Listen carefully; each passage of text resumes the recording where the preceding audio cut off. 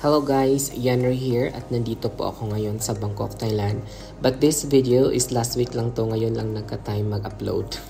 I'm here because I am celebrating 1 year here in Thailand. At usually pag holiday dito sa Thailand, walang work, pumupunta ako dito sa Bangkok to visit also my best friend. But sad to say, hindi ko siya kasama because my priority na lakad din siya. Kaya kami lang dalawa ng friend namin na si Karen. So now we're going to Mahanakhon Skywalk. This is our first time na makaakyat sa isa sa pinakamataas na building dito sa Bangkok. So nagbook lang kami ng sasakyan online papunta sa Mahanakhon. It takes mga 30 minutes din siguro ang biyahe namin mula sa apartment ng kaibigan ko patungo sa Mahanakhon.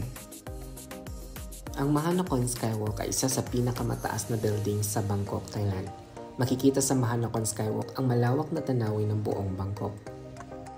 Kung naghahanap kayo ng kakaibang adventure sa Bangkok, then you can't miss the iconic Mahanakhon Skywalk. This destination is known for its stunning glass floor and breathtaking panoramic views of the entire city. Sa vlog na ito, I'll guide you on how to reach Mahanakhon Skywalk and share some tips for a safe and enjoyable visit. The Mahanakhon is located in the Silom district of Bangkok, Thailand. The official address is King Power Mahanakhon 114 Narathiwas Road, Silom, Bang Rak, Bangkok. Napakadali lang hanapin ang lokasyon nito because it's one of the tallest buildings in the city with a unique pixelated design. It's very convenient to get Mahanakhon using the BTS SkyTrain kasi kami nag-book lang kami through online ng Bolt. Mga around 200 something yung nabayaran namin from apartment sa ng kaibigan ko. Pero pag uwi namin nag-BTS na kami kasi mas mura. So, at convenient din. Just take the BTS to Chongnun C Station on the Silom line. Pagdating mo sa Chongnun C Station, head to exit 3. And from there, you'll see the towering Mahanakhon building mula sa exit. It's just a short walk. Entrance tickets for Mahanakhon Skywalk are available at the building or online. Sa amin kasi is nag-book kami sa Klook ng 1,190 per person.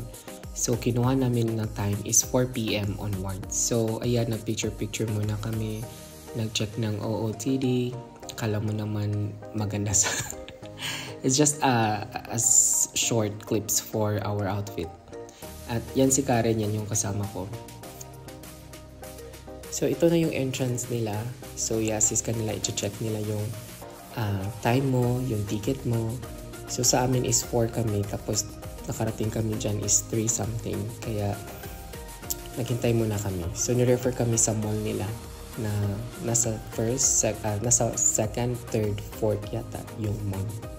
Hindi siya kalakihan, pero okay lang naman din yung mall nila. A little bit expensive din siya. Pricey. After namin maglibot-libot sa mall, ayan, na-identify talaga namin na hindi namin afford. Lumabas na lang kami at mag-take ng video. Kasi hindi pa naman oras namin dyan. So, ayan. Yan yung view na sa labas pagdating mo sa Mahanakhon Skywalk. At ito na yung area na pupunta na kayo sa taas. So, in-scan yung ticket nyo at yung time nyo, chine-check. Then guys, bawal pala yung malaking bag. Meron naman silang locker para iiwan yung mga extra baggage nyo if meron kayong mga baggage. But usually maliit na bag lang yung ina-allow nila, sling bag, yung mga sling bag. Pero may size talagang specific size sila na ina-allowed. So bawal din ang bottled water. So ayan, chine-check yung mga gamit nyo before you go to the top of Mahanakhon.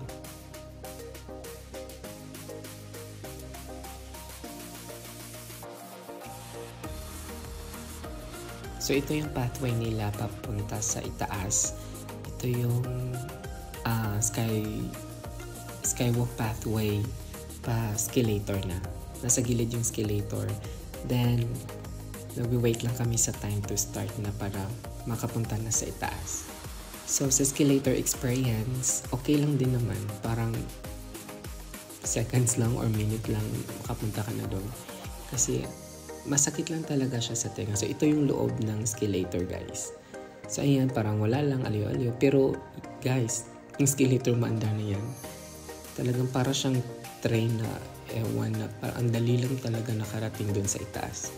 Masakit siya sa tenga pero hindi masyado, like yung pain is nasa mga 2% lang or 1%, mga ganun lang. Chill lang dyan ang vibes.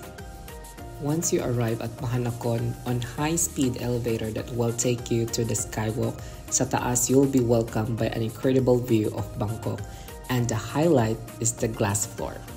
So ito yung mga kuha kong video sa taas ng Mahanakon Skywalk, and gusto ko ipakita sa inyo kung gaano kaganda ang taas ng Mahanakon Skywalk.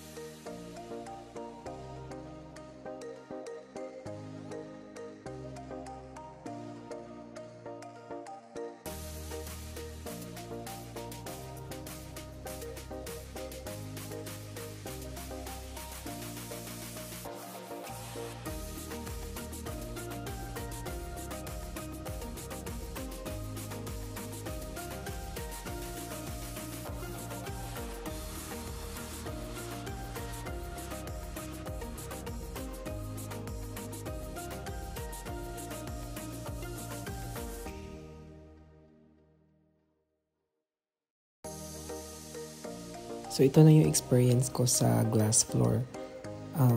Kung titingin ka talaga sa baba, para talaga kang hihigupin. Pero para sa experience at sa view, 100%. 10 out of 10 talaga to.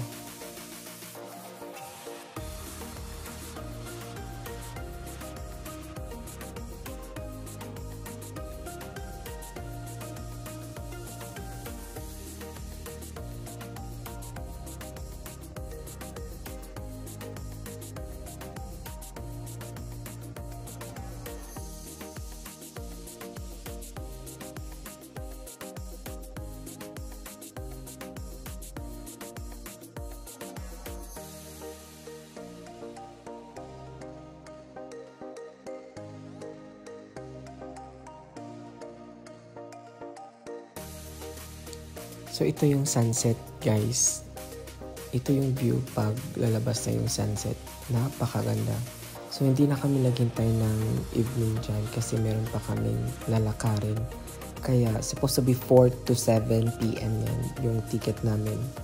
Hindi na kami nagpagabi kasi may lalakarin pa kami ibang lugar.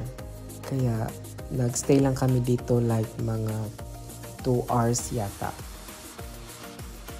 Kaya ito na yung last, pa-down na kami dito. Bababa na kami ng Mahanakon at nag-BTS na kami pa uwi.